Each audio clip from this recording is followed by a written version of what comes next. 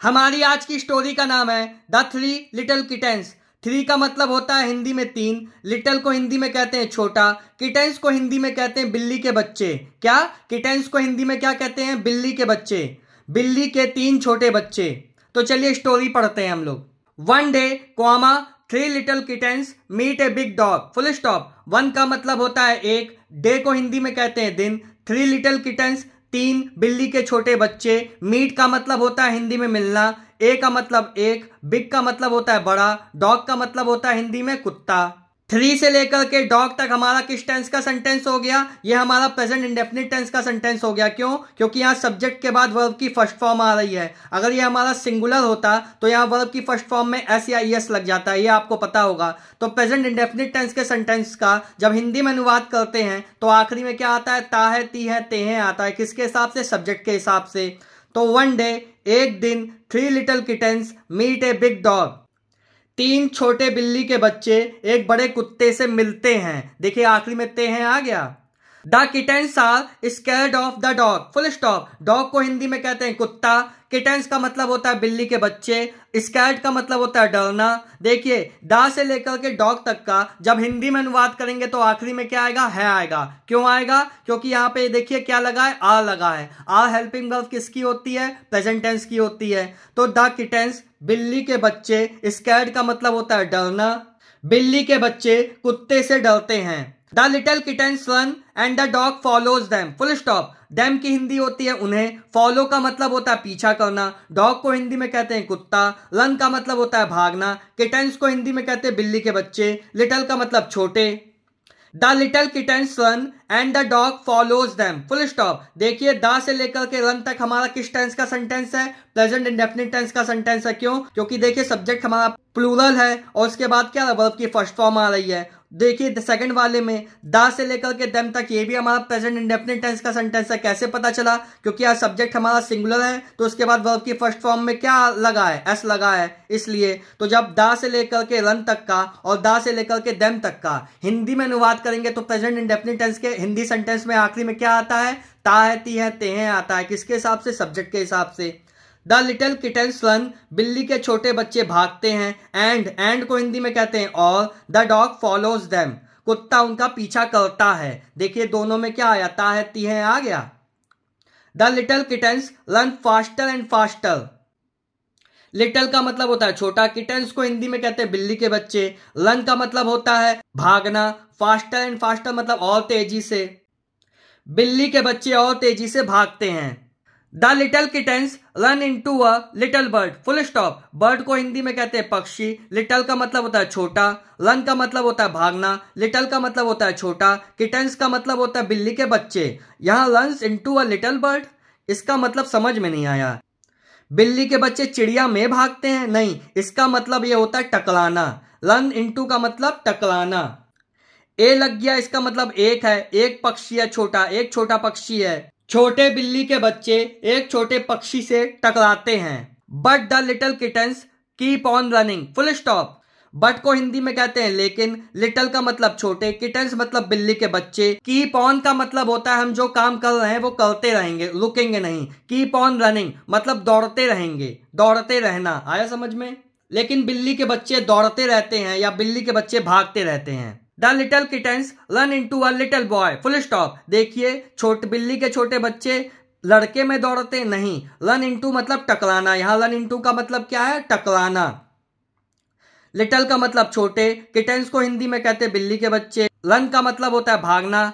A little boy एक छोटा लड़का, लिटिल का मतलब हो गया छोटा, बॉय का मतलब हो गया लड़का। बिल्ली के बच्चे, ए लिटिल बॉय एक छोटे लड़के से टकराते हैं, बिल्ली के बच्चे एक छोटे लड़के से टकराते हैं। ये भी हमारा किस टेंस का सेंटेंस हो गया? ये भी हमारा किस टेंस का सेंटेंस हो गया? प्रेजेंट इंडेफिनिट टेंस का सेंटेंस हो गया। क्यों? क्योंकि यहाँ सब्जेक्ट हमारा प्लूरल है तो उसके बाद वर्ब की फर्स्ट फॉर्म आती है। तो इसका सेंटेंस का जब हिंदी में अनुवाद करेंगे तो आखिरी में क्या आएगा? ता है, ती है, ते हैं आता है। प्रेजेंट इंडेफिनिट टेंस के सेंटेंसों का जब हिंदी में अनुवाद करेंगे तो ता है, ती है, ते हैं आता है। किसके हिसाब से? सब्जेक्ट के हिसाब से। The little kittens run into a little boy, बिल्ली के छोटे बच्चे एक छोटे लड़के से टकराते हैं। But the little kittens keep on running. फिर से देखिए, बट को हिंदी में कहते हैं लेकिन, द लिटिल मतलब छोटे, किटन्स का मतलब बिल्ली के बच्चे, कीप ऑन रनिंग किसी कार्य को जब जारी रखते हैं हम तो वहां पे क्या लगाते हैं, कीप ऑन। तो वो लोग क्या करते हैं, भागते रहते हैं।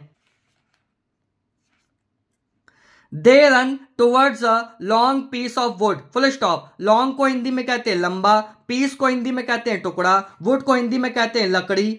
दे का मतलब वे कौन, द लिटिल किटन्स। रन का मतलब होता है भागना या दौड़ना। टूवर्ड्स का मतलब की ओर, टूवर्ड्स को हिंदी में क्या कहते हैं, की ओर। ये भी हमारा दे से लेकर के वुड तक किस टेंस का सेंटेंस हो गया, प्रेजेंट इंडेफिनिट टेंस का सेंटेंस हो गया। यहाँ सब्जेक्ट हमारा क्या है, प्लूरल है, तो उसके बाद वर्ब की फर्स्ट फॉर्म आती है, इसमें SEIS नहीं लगता है।